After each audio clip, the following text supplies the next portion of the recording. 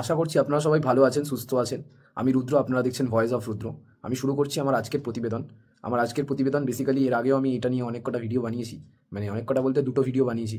তো বেসিক্যালি এটা একটা রিসেন্ট অ্যাফেয়ার্স বা কারেন্ট অ্যাফেয়ার্স, এটার উপর আপডেট আসতে চলছে। তো যেরকম আপডেট আসছে সেই অনুযায়ী আমি ভিডিও বানাচ্ছি। তো এই কেসটা বেসিক্যালি দিল্লি ব্লাস্ট নিয়ে, যেটা দিল্লি বোম ব্লাস্ট। কারণ বোম ব্লাস্ট এই কারণেই বলছি, কারণ গভর্নমেন্ট বা আমাদের সেন্ট্রাল গভর্নমেন্ট অলরেডি কনফার্ম করে দিয়েছে যে এটা বোম ব্লাস্ট এবং এটা একটা টেররিস্ট বা আতঙ্কবাদী অ্যাটাক। তো আহ, এই যে এই পুরো টোটাল যে ইভেন্টটা বা ইনসিডেন্টটা, এই ইনসিডেন্টটায় কিন্তু আমরা দেখতে পাচ্ছি অলরেডি দিল্লি পুলিশ বা এনআইএ, দিল্লি পুলিশ বলা যায় না, এনআইএই বলা যায়। এনআইএ সেন্ট্রাল যত এনআইএ, আইবি, এরা কিন্তু সবাই মিলে একটা জয়েন্ট অপারেশন চালাচ্ছিল বা জয়েন্ট ইনভেস্টিগেশন চালাচ্ছিল, যেটা কিন্তু অলরেডি অলমোস্ট 85%, 90% সলভ হয়ে গেছে। এখন 10% মতো সলভ বলতে এখন অ্যারেস্টের প্রসেস চলছে। এবার যেখানে যেখানে দরকার পড়বে, যা যা কানেকশান বেরোবে সেখানে সেখানে রেড হবে এবং সেখান সেখান থেকে কিন্তু আমাদের কানেক্টেড লোকেদের অ্যারেস্ট করা হবে। তো এই হচ্ছে প্রসেস। কারণ আমি প্রথমেই বলেছিলাম এর আগের ভিডিও, আমার আগের ভিডিওটা যদি না দেখে থাকেন তাহলে দেখে আসবেন, আমি শর্টসে লিঙ্ক দিয়ে দেবো। যদি লিঙ্ক না পান আমার চ্যানেলে যাবেন, গিয়ে জাস্ট দুটো একটা ভিডিও পরেই ভিডিওটা আছে, আপনারা পেয়ে যাবেন। বেশি কিছু জটিল প্রসেস বললাম না, যাতে খুঁজে পেতে সুবিধা হয়। তো চলে আসছি আমাদের টপিকে। টপিক বেসিক্যালি আমি যেটা বললাম যে 85 থেকে 90% মতো কেসটা কিন্তু সলভ হয়ে গেছে। তো শুরু থেকে শুরু করা যাক বিষয়টা। তো বিষয়টা হচ্ছে এরকম যে একটা ইউনিভার্সিটি, আল-ফালাহ ইউনিভার্সিটি, এই ইউনিভার্সিটিটাকে ঘিরে পুরো ঘটনাটা। তো এই ইউনিভার্সিটিটা বেসিক্যালি, এই ইউনিভার্সিটিটা একটা মেডিকেল কলেজ, সোজা কথায়। এবার এই মেডিকেল কলেজে 5জন ডক্টর, যারা বিভিন্ন রকম অ্যাসিস্ট্যান্ট,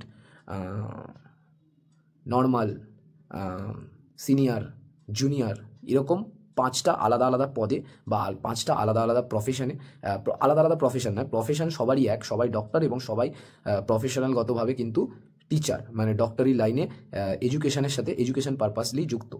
এবার এরা ভালো, কিন্তু এদের কাছে ভালো ইনকাম সোর্সও ছিল এবং এরা মানে যথার্থ পয়সা কড়ি কামাতো। প্রায় এক একজনের 2 লাখ 2.5 লাখ টাকা করে স্যালারি ছিল।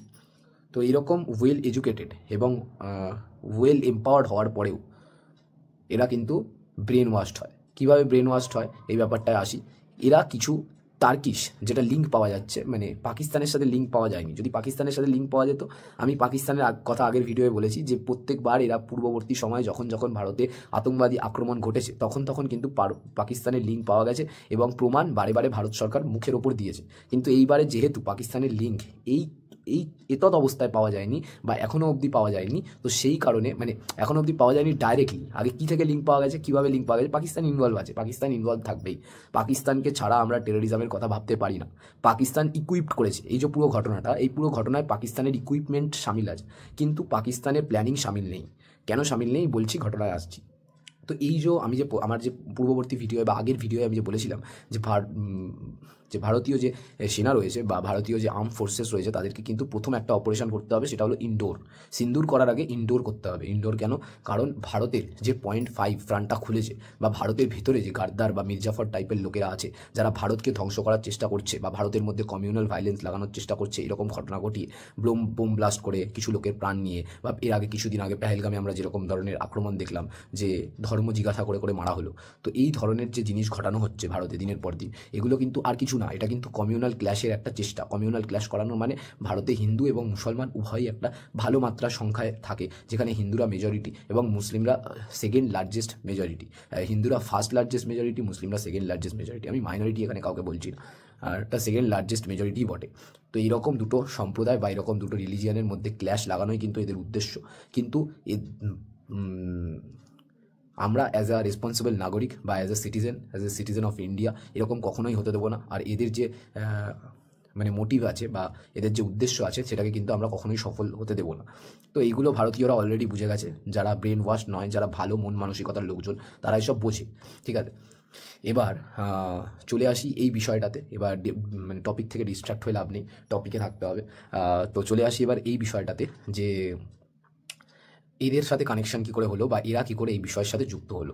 তো এই যে এদের মধ্যে 3জন, এদের মধ্যে 3টে ব্যক্তিত্ব, যাকে যে এই পুরো ঘটনার হেড মানা হচ্ছে, শাহিন বলে যে মেয়েটি, যার বাড়ি লখনৌতে ছিল, তার পাসপোর্ট কেটে সেন্ট্রাল এজেন্সিরা এটা জানতে পেরেছে তার এবং আরও তার দুটো সঙ্গী ছেলে বন্ধু যারা ছিলেন, এই মহিলা কিন্তু ডিভোর্সি ছিলেন, এবং এর যে ছেলে বন্ধু যারা পার্টনার ছিলেন আরও এই ব্লাস্টে, তাদের পাসপোর্ট ঘেটে সিক্রেট এজেন্সিরা এটা জানতে পারছে যে তাদের একটা গভীর লিঙ্ক আছে টার্কির সাথে। তারা এর মধ্যে 2-3 বার টার্কি ভিজিট করেছে, এবং টার্কিতে প্রায় এদের মধ্যে একজন কিন্তু 2 বছর অবধি ছিল, ঠিক আছে, মুজাম্মিল বলে যার নাম পাওয়া যাচ্ছে, সে কিন্তু প্রায় 2 বছর টার্কিতে ছিল। এবার এই যে টার্কিতে যে 2 বছর থাকা এবং টোটালি র্যাডিকালাইজড বা ব্রেন ওয়াশড হওয়া, এই জিনিসটা কিন্তু প্রভাব বিস্তার করেছে বাকি দুজনের মধ্যে। মানে এই যে জিনিসটাকে আরও দুজন, মানে আরও ওদের দুটো পার্টনারের কাছে রিপ্রেজেন্ট করার জন্য কিন্তু তাদেরকেও টার্কি ডাকা হয়, এবং তাদেরকেও এই জিনিসটার সাথে কানেক্টেড করা হয়, এবং তাদেরকেও ব্রেন ওয়াশড করা হয়। তো তখন তারা ব্রেন ওয়াশড হওয়ার পরে যখন তারা দেশে ফিরে আসে, তখন দেশে ফিরে এসে তারা পাকিস্তানি মডিউলের সাথে যোগাযোগ করে, বা যোগাযোগ করানো হয় তাদেরকে বিভিন্ন সূত্র মারফত। আস্তে আস্তে সব ক্লিয়ার হবে, সব ডেটা আসবে, সিকিউরিটি ফোর্সেস জানাবে আস্তে আস্তে, এখন ইন্টারোগেশন চলছে, সব বলবে, ঠিক আছে। তো আর এটা কনফার্ম হয়, মানে এটা আসে যে টার্কি এদেরকে লজিস্টিক্যালি, মানে টার্কি অ্যাজ আ নেশন এদেরকে লজিস্টিক্যালি না, টার্কির মধ্যে কিছু লোক আছে এক্সট্রিমিস্ট প্রোডাক্ট, আমি এর আগে এক্সট্রিমিস্ট প্রোডাক্টের কথা বলেছি, এই এক্সট্রিমিস্ট প্রোডাক্টরা লজিস্টিক্যালি এবং ইকুইপলি এদেরকে সাহায্য করবে, এবং এই লজিস্টিক্যাল এবং ইকুইপাল সাহায্যগুলো বা বলা যায় হেল্পগুলো কীভাবে আসবে, কার থ্রুতে আসবে, কোন নেশনের থ্রুতে আসবে, এটা কিন্তু পাকিস্তান এবং নেপালের থ্রুতে আসবে। কারণ ইন্ডিয়ায় এই জিনিসটা ঢোকা বা এই মানিটা ট্রান্সফার করা বা পয়সাটাকে পাঠানো কিন্তু এত সোজা ছিল না, কিন্তু যেভাবে হোক এই ফান্ডিংটাকে ক্রিয়েট করা হয়েছে, এবং একটা কি বলবো মোটিভেশন জোগানো হয়েছে, বা এই যে অস্ত্রের ব্যাপারটা, এই যে AK-47 পাওয়া গেছে, বা এতগুলো অ্যামোনিয়াম নাইট্রেট মানছি যে হরিয়ানার একটা ডিলারের কাছ থেকে কেনা হয়েছে, ঠিক আছে, কালোবাজারি করে। কিন্তু এই যে এতগুলো যে AK-47 একখানা পাওয়া গেছে, এবং এর যে এতগুলো গুলি পাওয়া গেছে, এইগুলো মানে ভারতীয় ইন্ডিয়ান মার্কেটে তো অ্যাভেলেবেল নয়, এটা তো পাকিস্তান নয়, তো এখানে এটা এলো কী করে? এর জন্য কিন্তু আবার লিঙ্ক আছে পাকিস্তান এবং নেপালের থ্রু, মানে নেপালের মধ্যে ইনভলভ নেই বা নেপালের কোনো মানুষ ইনভলভ নেই, হয়তো নেপালেও এরকম কিছু এক্সট্রিমিস্ট প্রোডাক্ট অন্য দেশ থেকে গিয়ে বসে আছে। নেপালকে খুব এরকমভাবে ইউজ করা হয়, ধরুন ইন্ডিয়া থেকেও ক্রাইম করলো, তারা নেপাল ভেগে যাচ্ছে, কারণ ওপেন বর্ডার রয়েছে। পাকিস্তানে কেউ ক্রাইম করছে, নেপাল ভেগে আসছে, বাংলাদেশে কেউ ক্রাইম করছে, নেপাল ভেগে আসছে। এই প্রবলেমটা কিন্তু নেপালে রয়েছে, এবং যারা 2 নম্বরই লোক বা যারা ক্রিমিনাল অ্যাক্টিভিটির সাথে জড়িত, বারবার ওপেন রিসোর্সেস বা ন্যাশনাল ইন্টারন্যাশনাল মিডিয়া বলছে তারা কিন্তু এই ভারত নেপাল বর্ডারকে প্রচণ্ড পরিমাণে ইউজ করে নিজেদের কানেক্টিভিটিকে বজায় রাখার জন্য, বা এই 2 নম্বরই ডিলিংকে চালিয়ে যাওয়ার জন্য। তো এইটা গেল আমাদের পুরো ঘটনার মূল প্রসঙ্গ, যে ওদের কাছে অস্ত্র কীভাবে এলো, হাতিয়ার কীভাবে এলো।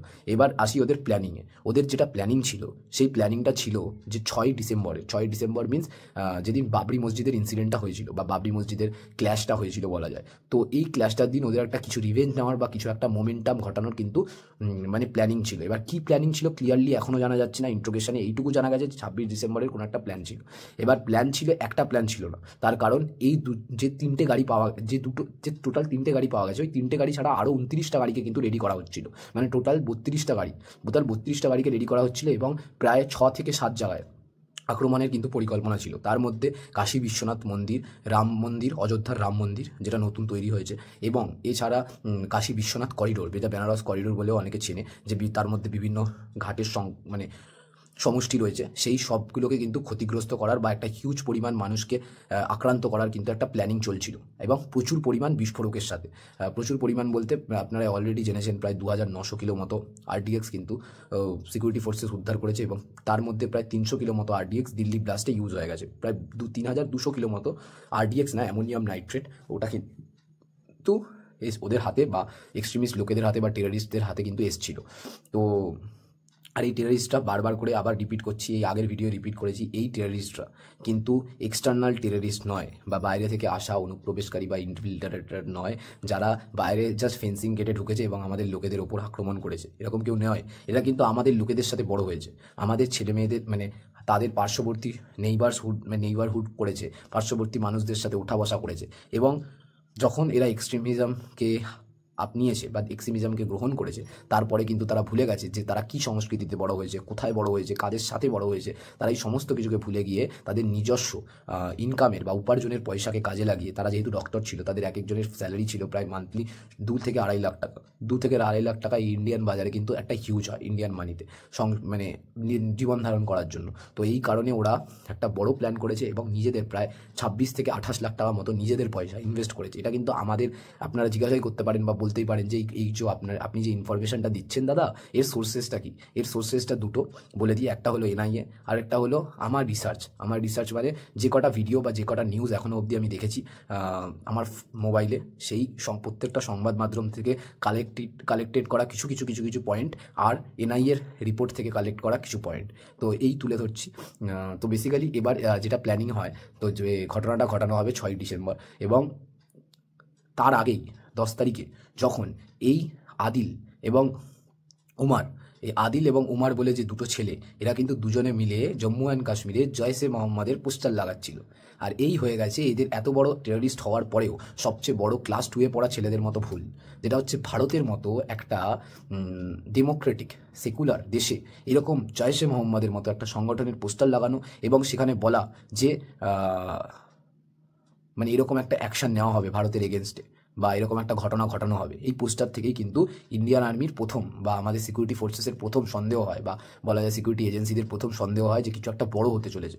তো এই কিছু একটা বড় হতে চলেছে থেকে অপারেশন শুরু হয় অক্টোবরের 10 তারিখ থেকে। অক্টোবরের 10 তারিখ প্রথম এই পোস্টারটা লাগানো হয় জম্মু অ্যান্ড কাশ্মীরে, ঠিক আছে, অনন্তনাগে এই পোস্টারটা প্রথম লাগানো হয়। এই পোস্টারটা লাগানোর পর থেকে কিন্তু হোলসাম রেড চালু হয়। এবার রেড চালু হওয়ার সাথে সাথে এই হরিয়ানা এর যোগসূত্র পাওয়া যায়, এবং হরিয়ানা এই যোগসূত্র পাওয়া যাওয়ার পরে কিন্তু হরিয়ানা পুলিশ এর সাথে ইনভলভ হয়, এবং হরিয়ানা পুলিশ এবং জম্মু অ্যান্ড কাশ্মীরের পুলিশের একটা জয়েন্ট অপারেশন শুরু হয়ে যায়। এবার জয়েন্ট অপারেশন শুরু হয়ে যাওয়াতে এদের মধ্যে এরা কিন্তু বুঝতে পারে যে পুলিশই ধরপাকড় চালু হয়ে গেছে, এবার আমাদের যে প্ল্যানিংটা এটা কিন্তু ভেস্তে যেতেও পারে। তো এটা এর কারণে এরা একটা প্যানিকের মধ্যে ছিল, এরা 5 জনই একটা প্যানিকের মধ্যে ছিল। এবার এই প্যানিকটার মধ্যে থাকাকালীন অবস্থায় উমার ঠিক করে যে সকালবেলা যেহেতু এই 3-4টের সময় বা দুপুর 2টোর সময় যেহেতু এরকমভাবে আর এতগুলো অ্যামোনিয়াম নাইট্রেট ধরা পড়ে গেল সিকিউরিটি ফোর্সেসের কাছে বা এনআইএর কাছে, আমাদের কিন্তু যত সম্ভব তাড়াতাড়ি কিছু একটা করতে হবে বা আমাদের প্ল্যানকে কিন্তু সাকসেসফুল করতে হবে। এরকম একটা প্যানিক সিচুয়েশনের মধ্যে কিন্তু এই উমার চলে আসে। কারণ উমার যে গাড়িটা নিয়েছিল বা গাড়িটায় বসেছিল বা গাড়িটা চালাচ্ছিল, সিসিটিভিতে যে গাড়িটা দেখা যাচ্ছে i20 যে মডেলটা, যেটা পুড়ে গেছে, যেখান থেকে উমারের দেহ উদ্ধার হয়েছে, দেহ বলতে কঙ্কাল উদ্ধার হয়েছে, জাস্ট পায়ের কঙ্কালটা, এবং সেখান থেকে ডিএনএ টেস্ট করে এবং ওর মায়ের ডিএনএর সাথে ম্যাচ করিয়ে জানা গেছে ওটাই উমার ছিল, মানে কনফার্ম হয়েছে। জানা গেছে তো সিসিটিভি দেখেই বোঝা গেছে, কারণ গাড়িটা ওই পার্ক করেছিল, কিন্তু সিকিউরিটি ফোর্সেসরা এটা কনফার্ম হতে পারছিল না যে ও এবং ওই ছিল গাড়ির মধ্যে। তো এটা কনফার্ম হওয়ার জন্য ওর মায়ের কাছে এনআইএ একটা ফরেন্সিক টিম পাঠায়, এবং ওর মায়ের দাঁত এবং নখের কিছু স্যাম্পেল নিয়ে, চুলের কিছু স্যাম্পেল নিয়ে ওর যে অস্থি কঙ্কাল তার সাথে ম্যাচ করানো হয়, 99.9% মিলে যায়। সো ও কিন্তু তো কনফার্ম হয়েছে যে ওটাই উমার ছিল। এবার তো বেসিক্যালি আর এটা কনফার্ম করা খুব দরকার ছিল, কারণ পুলিশ অফিসিয়ালি ওকে খুঁজছিল, এবং জম্মু অ্যান্ড কাশ্মীরের পুলিশের মনেও হচ্ছিল যে ও হয়তো মিসিং আছে বা হয়তো গাড়িটা পার্ক করে দিয়ে কোথাও চলে গেছিলো। কিন্তু সিসিটিভিতেও কিন্তু দেখা গেছিলো যে ও শুধু গাড়িটা পার্ক করে দিয়ে চলে যায়নি, ওর গাড়িতে ওর সাথে আরও 2-3 জন লোক ছিল।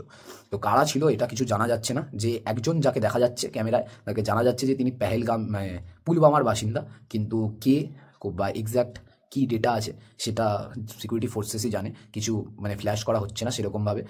কিন্তু যতদূর আমি মানে এই যে যতদূর বললাম এই অনুযায়ী আপনারা সবাই এইটুকু তো ক্লিয়ার হতেই পারছেন যে পুরো ঘটনার মোটিভটা কী ছিল। এটা কিন্তু খুব আমাদের কাছে ক্লিয়ার। পুরো ঘটনার মোটিভটা ছিল 30 থেকে 32 জায়গায় একটা, মানে 30 থেকে 32টা ছোটো ছোটো গাড়িকে বিস্ফোরক হিসাবে ব্যবহার করা, এবং 30 থেকে 32টা ডিফারেন্ট স্পটে এই ঘটনাটাকে আঞ্জাম দেওয়া।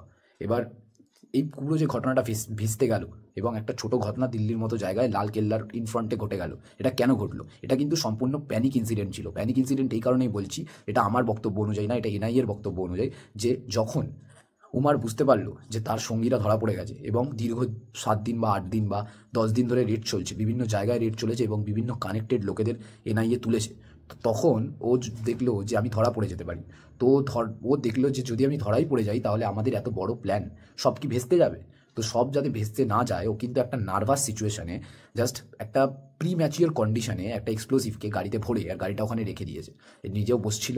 এবার ওর যখন মনে হয়েছে যে না, আর অপেক্ষা করা ঠিক হবে না, এরপরে হয়তো আমার কাছে আর সুযোগ থাকবে না এই এক্সপ্লোসিভটাকে এক্সপ্লোশন করানোর, তো আমি যত সম্ভব তাড়াতাড়ি যা খুশি একটা করে দিই। দিয়ে ও কিন্তু এক্সপ্লোশনটা ওখানেই করে দেয় লালকেল্লার সামনে। তো ওরকম কোনো প্ল্যানিং ছিল না। ইভেন যে এক্সপ্লোসিভটা ছিল এনআইএ জানাচ্ছে ওটাও কিন্তু প্রপারলি মেক ছিল না, ঠিক আছে, মানে একজন প্রফেশনালের বানানো এক্সপ্লোসিভ বা এক্সপ্লোশন এর প্রোডাক্ট ছিল না। ও কিন্তু জাস্ট যেহেতু খুব নলেজেবল ছিল, ডক্টর ছিল এবং কেমিক্যাল ইনফরমেশন ছিল প্রপার, তো সেই কারণে ও ও যতটা ওর নলেজ এসছে সেই অনুযায়ী কিন্তু এক্সপ্লোজিভটা রেডি করেছিল। তো সেই কারণে তার ভয়াবহতা অত হয়নি, না হলে আরও বেশি লোকের ক্ষতি হতে পারতো এবং আরও বেশি মানুষের প্রাণ যেতে পারতো। তো এই ছিল আমার আজকের প্রতিবেদন। এর উপরে আপনার যাদের যা মতামত আপনারা কমেন্ট বক্সে জানাতে পারেন। আশা করছি খুব ক্লিয়ার করে বলেছি। আপনারা শুনছিলেন ভয়েস অফ রুদ্র, আমি রুদ্র। দেখা হচ্ছে পরবর্তী ভিডিওয়। এরকম ইনফরমেটিভ ভিডিও পেতে চ্যানেলটাকে সাবস্ক্রাইব করুন আর বেল আইকনটাকে প্রেস করে দিন, যাতে যখনই ভিডিও নিয়ে আসি যেন আপনাদের কাছে সবার আগে নোটিফিকেশান পৌঁছে যায়।